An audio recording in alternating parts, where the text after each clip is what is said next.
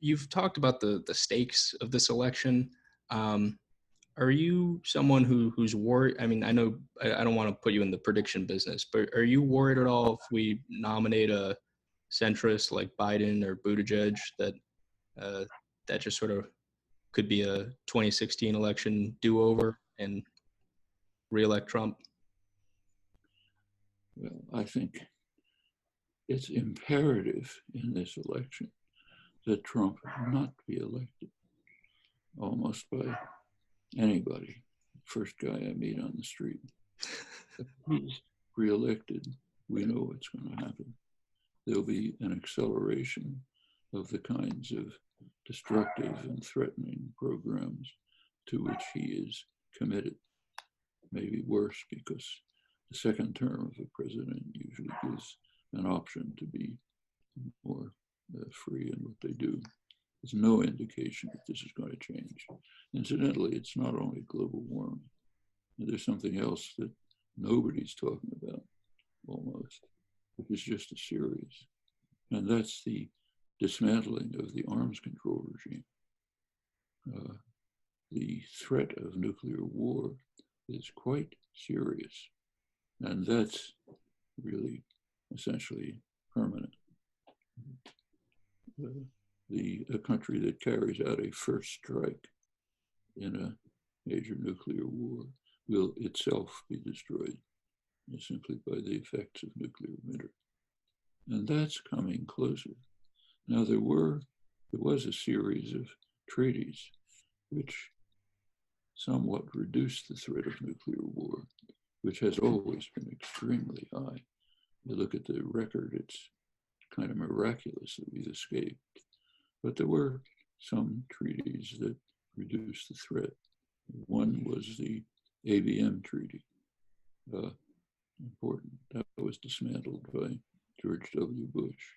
Second is the INF treaty, for which banned short-range nuclear missiles in Europe. Very significant. That was signed by Reagan and Gorbachev in 1987. That's just been dismantled by the U.S. by Trump administration just last August. Timed it very nicely, a day or two before Hiroshima Day.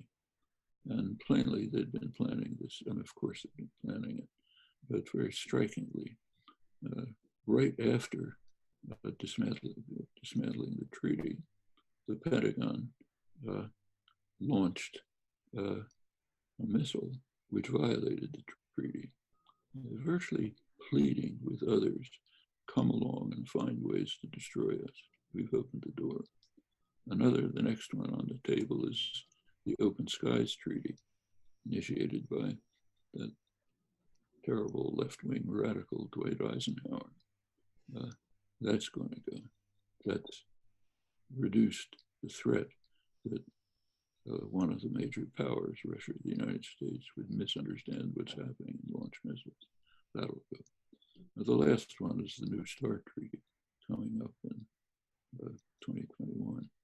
Trump administration's already indicated they're not going to sign that. In fact, the preparatory steps to do so haven't been taken. That ends the arms control regime, essentially.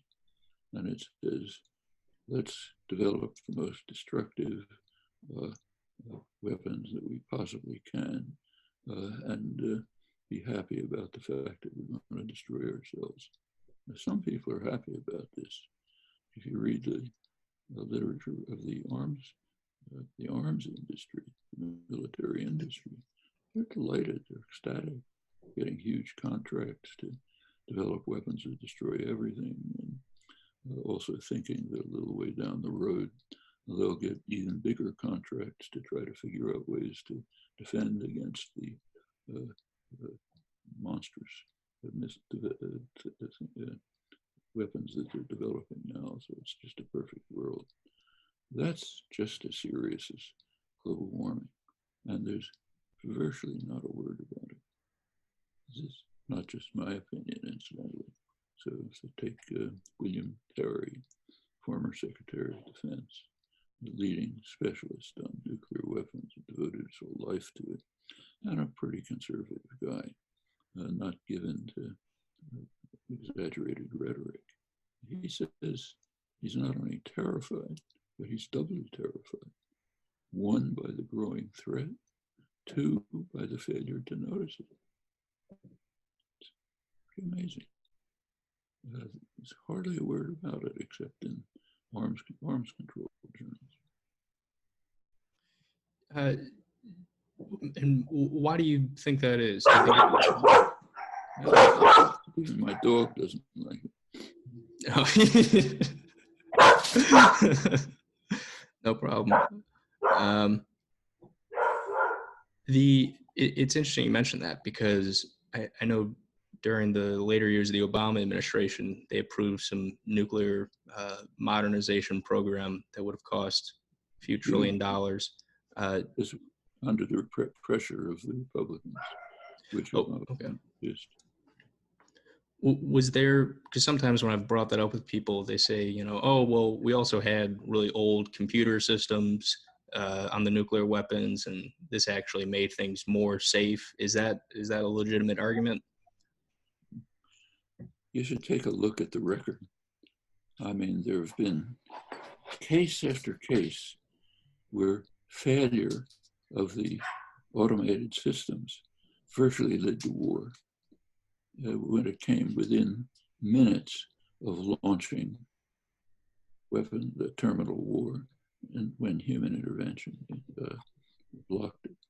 So, for example, in 1979, National Security Advisor Zbigniew Brzezinski was just about picking up the phone to call President Carter to tell him that we're under a terrible missile attack, when information came in saying it was a technical error. Actually, this goes back to the first establishment of this system. I think it was back under Eisenhower. The first, as soon as it was used, immediately it warned of a 99% probability of a Russian missile attack. Turned out some radar had bounced off the moon in some way they didn't expect. And this goes all the way through. If we had time, I could go through details, but It is literally a miracle that we've escaped.